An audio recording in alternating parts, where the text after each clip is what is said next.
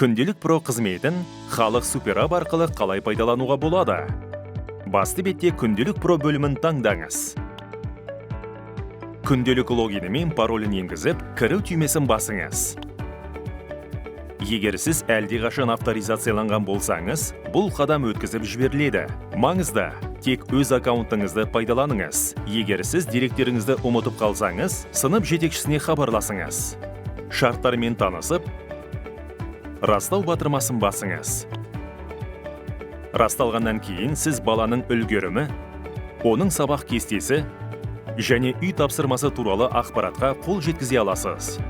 Баланың есептік жазбасымен кірген жағдайда немесе дұрыс емес деректерді енгізген кезде парақша бөліміндегі парақшадан шығу батырмасын басу қажет.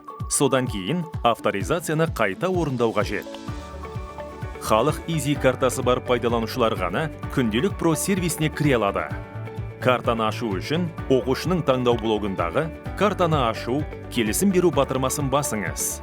Карта шыққаннан кейін оқушы автоматты түрде баға ал да бонус ал бағдарламасына қосылады.